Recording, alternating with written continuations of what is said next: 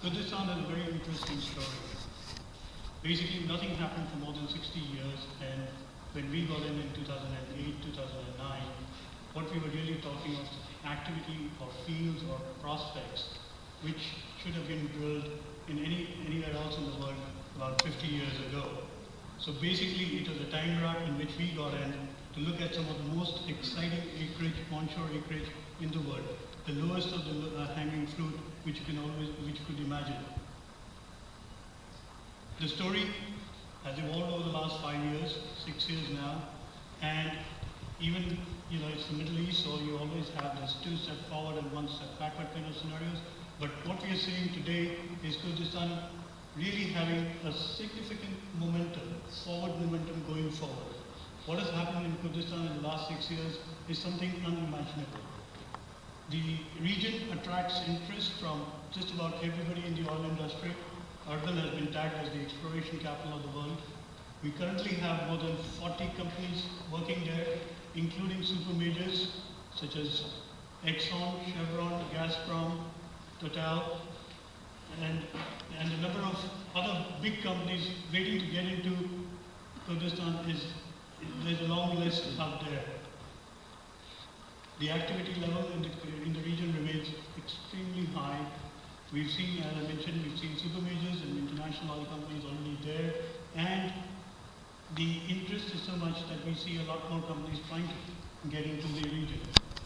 In terms of production, from a zero start in 2006, where there was only one well and I think 600 barrels of production, today we are talking of 300,000 barrels of production by the end of the year, possibly going up to 1 million barrels in the next 2.5, 3 years.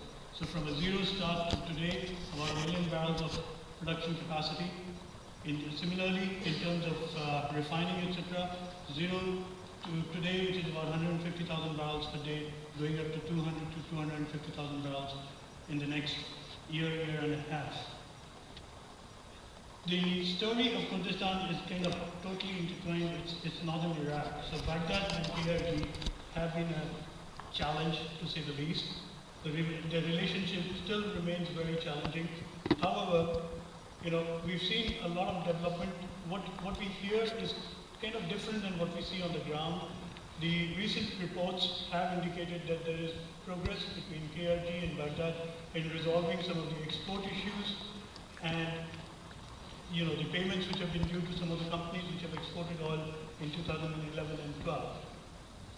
However, the Baghdad relationship is one part of the equation. The bigger part of the equation, which frankly when we first went into Kurdistan we never thought would ever happen, is the significant developments in the Turkish and the KRG relationship. This is just absolutely amazing in the sense that 6 years back, if you ever mentioned Kurdistan in Turkey, you could be jailed for it.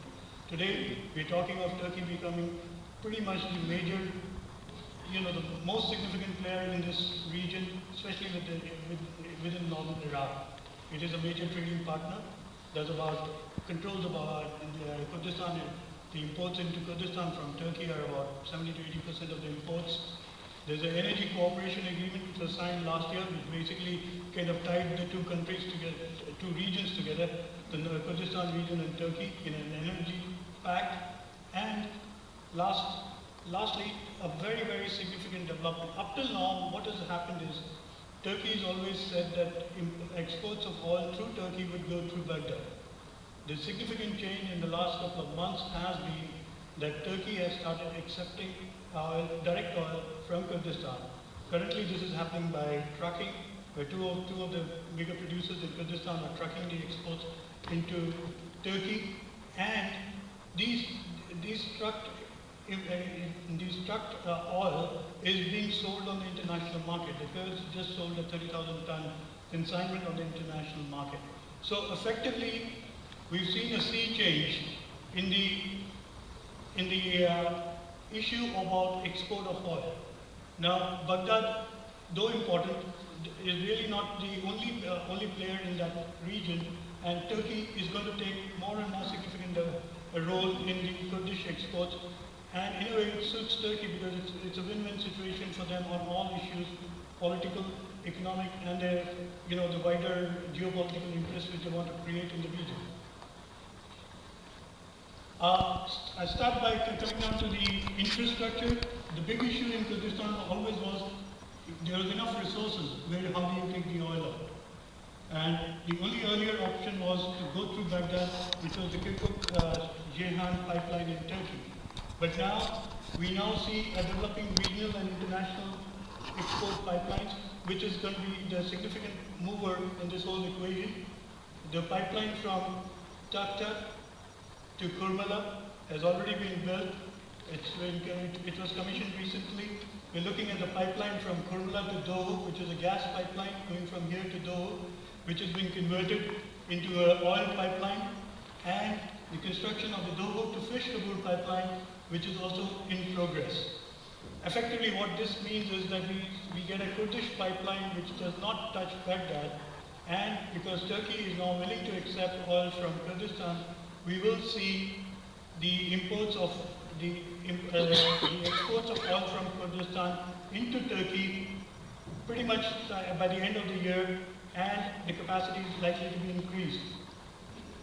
What's going to happen is currently this capacity is about 300,000 barrels per day, which should be by the end of the year 2013.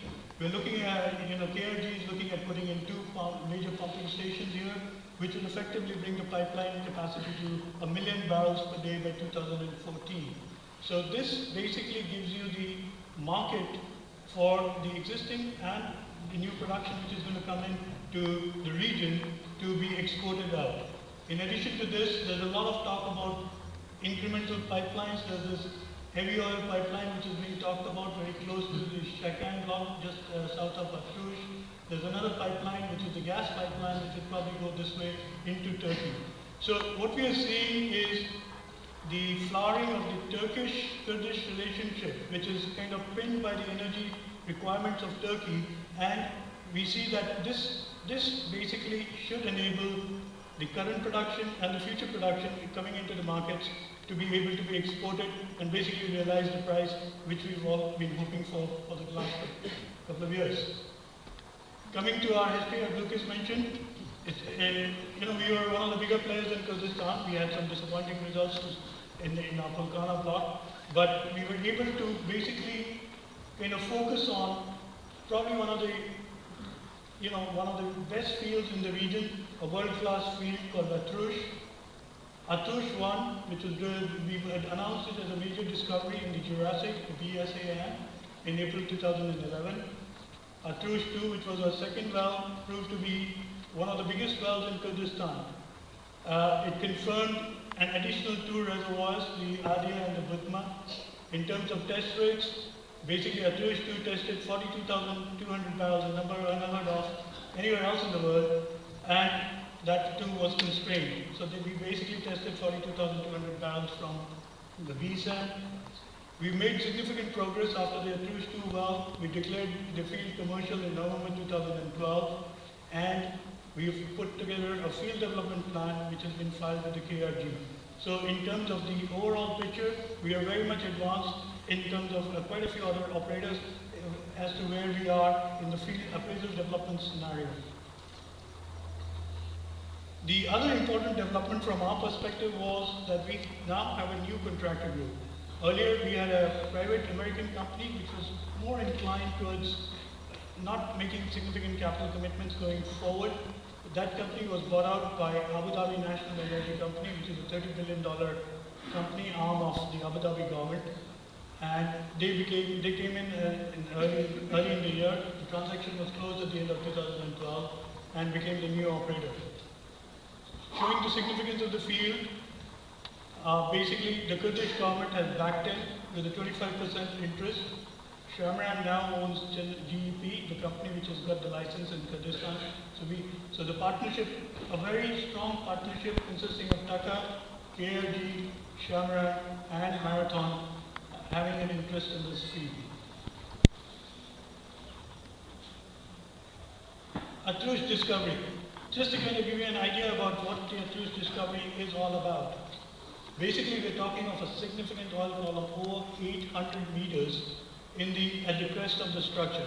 So you're really talking of an oil column which extends right across. Initially, we were talking about the Jurassic reservoir in 6 zones or 6 reservoirs. Now we see that there's not 6 reservoirs. What we're talking of is basically 6 reservoirs interconnected, one huge tank up there. The reservoir is type 1, which is fractures, type 2, which is matrix, and a mix of both. So we see type 1, type 2 reservoirs. We're talking of multi-darcy permeabilities from an extensive fracture system.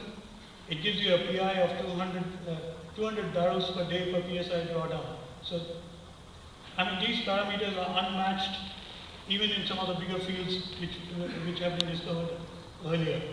And in terms of productivity, we have already been able to prove to produce up to 15,000 barrels per day with the ESP, and this was facilities constrained. This could have been pushed further. In terms of numbers, again, as I said, a world-class field, huge numbers. In 2011, we closed out with 465 million barrels of 2C contingent resources. In 2012, this increased to about 627, a 35% increase, and the discovered petroleum in place of 2.6, 2.7 billion barrels. The discovered petroleum in place is a very significant number here because currently because we haven't gone into commercial production, we're talking of recovery rates of 22, 23%. But the fields of this kind can go up to 30 to 40% easily just on normal production, and you're talking of if you add EOR, then it could even increase. These numbers, just based on a couple of months of production, could go dramatically higher. Geographically, we can't extend it too much because we've already covered the whole block, but in terms of just the change of parameters, these fields could be significantly larger. All it will take is 6 months to 12 months of production to prove up to our reservoir, our third-party auditors, as to what we see. In terms of, and the high case, 4 billion barrels, pretty much around 1 billion barrels of recovery in this case. We're also talking, this is what we've already discovered. We are also talking of prospective resources in the field, and I'll talk about it in detail, which is looking at about another 100 to 233 million barrels of resources, which is the potential upside, which we'll kind of drill ahead and drill along as we go along. The upside. We have, what we've done is we've basically proven the Jurassic. We haven't even touched the Cretaceous. The Cretaceous, the reservoir on top of the Jurassic, basically has potential here, which is the hanging wall and the footwall traps. We've seen oil shows in this, and we would be drilling a dedicated well sometime in the future to basically prove up the Cretaceous. We've got mapped Triassic closures, that's the blue and violet here, which is basically below the Jurassic. This is about 3,800, 3,900 meters. Again, we'll have a dedicated well to be drilled somewhere in the future to test out the mapped Triassic closures here. In addition, we have this, what's here in red, which is a discovery just north of our block called the Soratica discovery. We have been able to map this discovery extending into our block. So another potential resources here. Recently, there was another discovery announced on the east, the Bakaman discovery here, which again we are evaluating, and maybe this discovery also kind of comes into our block. So a very, very interesting block with significant potential, and plus the upside, which we'll prove as we go along. A Trush tree appraisal well, basically the field size is quite big. This well was our first, this is our discovery well, this was our appraisal well, and this is a Trush tree. This is about 9 kilometers east of Trush 1. This was the interesting part of this field is we still have not been able to find the oil water contact. So we do not know where the oil water contact is. We haven't seen any water here. So effectively, this well was targeted to kind of prove up the step out to see where the oil water contact is. The planned TD is about 1,700 meters. We had some mechanical problems because of which we had to sidetrack the well. So the well's been delayed by about 3 weeks, and we are hoping to be able to announce the results by end of June. It is again appraisal well. We are going to do significant work in this, which will help us in proving up all our numbers again, because we expect to take about 10 to 11 cores and have an extensive testing program in this well. Where do we go from here? We found the field, now we are looking at development, appraisal and development. Just to kind of go through the history, 2012 basically talked about a Trush 2, a great well, proved the additional oil in the Adia and Bhutma. We acquired 3D, the whole block is covered with 3D, and we have confirmed significant resources. In November last year, we declared commerciality because the field is now commercial. 2013-14 plans. Basically, we've submitted a field development plan, and I'll talk about it in detail. The plan now is to seek the approval of the field development plan for the KRG, which will happen in the next couple of months. We have commenced phase 1 of our development activity, which is targeting 30,000 barrels per day by 2014, third, fourth quarter 2014. And in addition to targeting development, we are continuing with the appraisal activity with the drilling of Atush 3 and Atush 6 in 2016. 2015 onwards, basically get on with the field development, move ahead. We plan to increase the capacity to 120,000 barrels per day. This is as per the field development plan. Mind you, the field development plan submitted to the government is always a conservative number because you don't want to commit more than what you can do. So this, we think, is pretty much a base number. The field definitely has potential to go much higher. And again, as we continue to appraise the field, develop the field, we also continue to appraise the field and target the upsides in the deeper horizons. What's the philosophy? Again, as I mentioned earlier, this is low-hanging fruit. You can basically develop this field pretty much on a piecemeal basis. What we are looking at is a phased modular development, low capital commitments initially, start off with production, see how it goes, and keep on adding on to it. It's expandable, value accretive, so we are not diluting. We will not be having even though we have a very significant capex program, basically after the first phase, it will be self-funding. Development will be Development will be initiated in this part, the west central part of the production facility, where we have Atush 2, and we intend drilling 4, 5, Atush 1 and 2, and 4 and 5. So this will be our first production facility. Then we already have 83 in the east, and we intend drilling, so we'll have the east production facility, which is joined to a proposed terminal, which will have both the tanker loading facility as well as a pipeline exit route. The initial facility, 30,000 barrels per day by 2014, then another 30,000 barrels on the east by 2015, and then increasing it to, as per the field development plan, 120,000 barrels per day by 2017, early 2017. So a fairly aggressive field development plan, which is already in place. We kind of have a principal acceptance by the KRG of what our thoughts on this, and hopefully we should be able to get the field development plan approved in the next couple of months and carry on with the full field development. Again, one of the important things in Kurdistan, or what has happened is, a lot of companies have put in smaller facilities just to get into first oil. We initially thought of that, but now we've decided to go ahead with the full field development. So what we are talking about now is a phase 1 development. Phase 1, just not an early well test facility, but a full phase development. It's a modular facility capable of handling 30,000 barrels per day. It has all the other things which are required, basically crude processing. We are building in capacity for water treatment, just in case. We've got a gas treatment unit, amine unit, so we should be able to use the gas for power generation, both for our consumption and probably passing on to the nearby fields. We also have provisions for full sulfur recovery and incremental power generation, etc. The oil storage terminal, as I mentioned, will have provisions for trucking and for the tie into the export pipeline. This is the 5-year plan. This has been presented to KRG. As you can see, we are continuing to develop. This is the east side, this is the west central side, and we are looking at a continuous drilling campaign going ahead. We are not only developing, but we are appraising the field also as we go along, just to make sure that we get production when we need. This is 30,000 barrels, third, fourth quarter of 2014, increasing immediately within a year's time to 60,000 barrels per day, going up to 2016 with another 30,000, so that's 90, and then we are with 120. 120,000 barrels per day within 3 to 4 years of production. These wells are capable of producing up to 10 to 12,000 barrels per day. We are talking of developing this field with 15 to 18 wells only.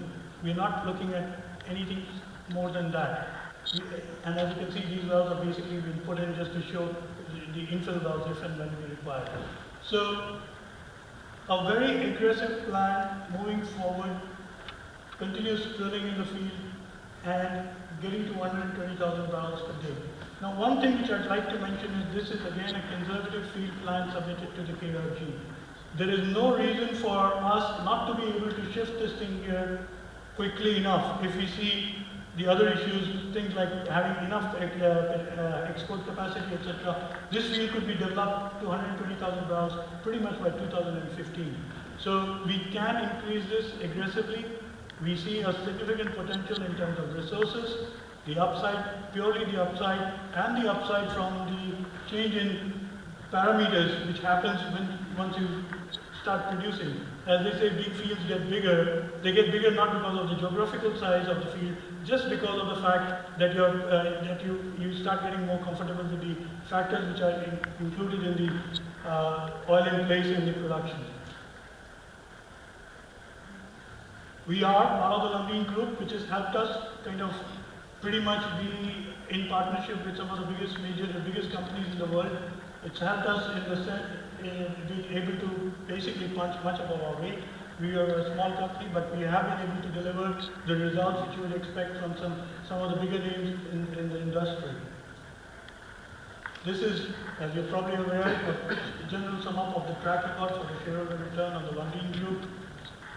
We are profile and content. Basically, it's a pretty comprehensive board of a pretty aggressive board of directors with a lot of experience in the industry. Keith is our chairman, and we have Alex, who is the CEO of Lundin Petroleum, plus a couple of other names which have all been involved in the group for a long time. So we get a lot of support from the group, we get a lot of support from the board, and we are aggressively moving into the appraisal development of a world-class field. These are cautionary statements. Thank you, and I'll be happy to take any questions. Could you say something about the football? No. Sorry? The football. Football, yeah.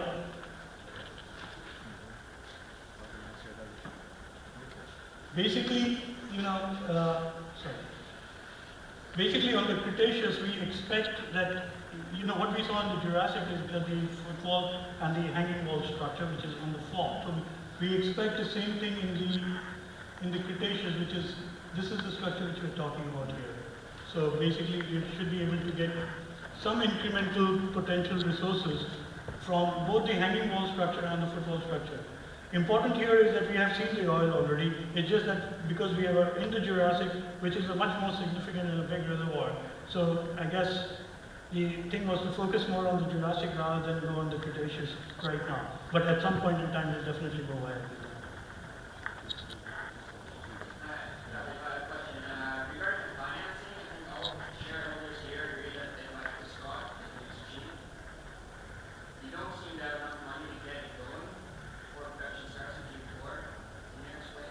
Yeah, I think one of the things which we've got to kind of keep in mind here is we are in an appraisal development program. We are talking of developing a field which is anywhere between 600 million barrels to a billion barrels right now. We currently have between 25 to $30 million in cash. Phase one of this activity will require about $80 million. So we would be looking at raising another 60 to $70 million in the near term. This is going to be debt. Mind you, we are not raising any more equity because we are now in the appraisal development scenario. So we are already in touch with a number of institutions, and we have seen a positive response. So we should be able to raise this money to get to phase one. Let me just complete. The cash flow which is generated from phase one will basically support the full field development. We do not need to raise cash after that. The terms and conditions, especially on the cost recovery side, are very, very good in this contract. You get 40% cost recovery in the contract, which effectively means that whatever you're funding, you'll be recovering immediately with the production. So phase one production should be able to do that. The other interesting point is we have preferential cost recovery. You know, actually we got into the block, so we promoted the first well. So we paid 100% for the first well. So effectively, when the cash flow starts coming in 2015, we should be able to recover preferentially, which effectively means that we should be good for the full field development with the cash after raising our first debt, which should be, we are hoping to finalize that in the next 2-3 months. Regarding what happened to Africa oil and the results, everybody's making ratios. Are you looking to do the debt issuance before the results of 83 or after? I think one of the things which I'd like to point out is the 83 is an appraisal well. So 83 is just basically proving up a lot of things that we've done. You know, what we are trying to do is increase and get a lot more firmer on the parameters which we've been using, and hopefully if the parameters are better, then we get an increase in reserves. The current situation is we have seen an oil down to and water up to, so there's a gap there, so that's what is going to be closed. So actually the raising of the money has nothing to do with 83. We would be raising money because we're slightly different in the sense that we are in a development program. We have the resource which is going to be developed now, as we speak. So actually it's already ongoing. The development is ongoing. So the timing, and as it is not equity, it doesn't really dilute the shareholder, the existing shareholders. One of the things which we are very kind of cognizant of is that we do not want to see any further dilution. We would like to take this from where we are going further without diluting the equity shareholders. And we should be able to do that by raising debt in this field. You know, things have changed a little bit because debt earlier in Kyrgyzstan was not thinkable. But now we see even mainstream banks actually looking at that. So it's kind of interesting evolution. Can you reiterate the main points of the PSA? That's one question. The other is, any cash flow from this operation, does that have to pass through the central bank in Baghdad? Okay, let me go first to your first part of your question, the production of the PSA terms. The PSA terms, basically, you have 10% royalty at the top.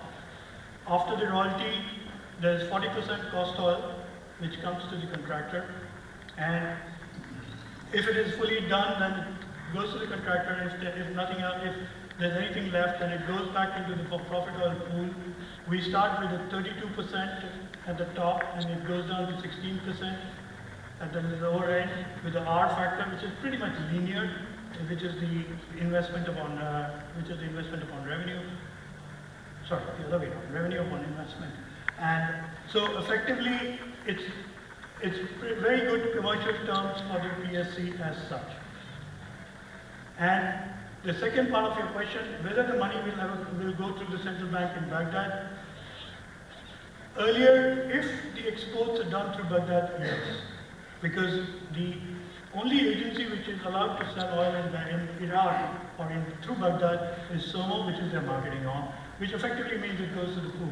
But what we are seeing now, and this is the change in the situation, is that we now have Turkey as the export point. So effectively, all the oil which goes to Ceyhan, which is the port on the Med, effectively comes under the PSA. So for example, one would expect that in 3 to 5 years' time, once everything is kind of moving along, you would be able to lift your own oil and sell it. So effectively, no. If the oil is exported through Turkey, then the money would not have